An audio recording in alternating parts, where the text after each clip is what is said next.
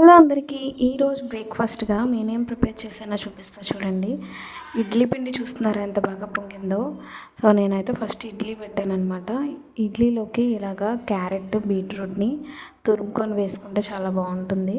And పిల్లలు అయితే కలర్ఫుల్గా ఉందని చెప్పి చాలా ఇష్టంగా తింటారు. సో మీరు కూడా ట్రై చేయండి.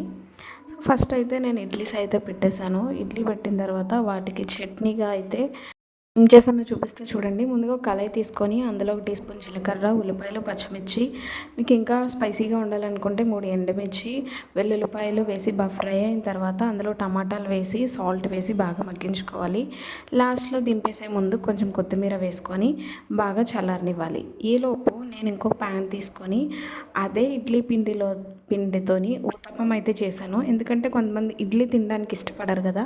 సో అదే ఇడ్లీ పిండితోని వేస్ట్ చేయకుండా ఇలా ఊతప్పంలాగా చేసుకొని దాంట్లోని అన్ని వెజిటేబుల్స్ ఉల్లిపాయలు, పచ్చిమిర్చి, క్యారెట్, బీట్రూట్ తురుము, ఇంకా మీకు కావాలనుకుంటే కొత్తిమీర ఇవన్నీ వేసుకొని దాన్ని ఊతప్పంలాగా 2 వైపులా కాల్చుకుంటే చాలా టేస్టీగా ఉంటుంది.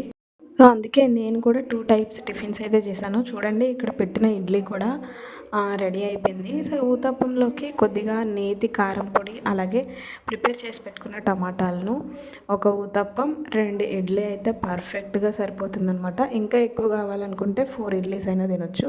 సో మాకైతే ఇది సరిపోయింది. సో ఇదనమాట ఈరోజు మా బ్రేక్ఫాస్ట్. మీకు ఎలా అనిపించిందో కమెంట్ చేయండి. Subscribe for more.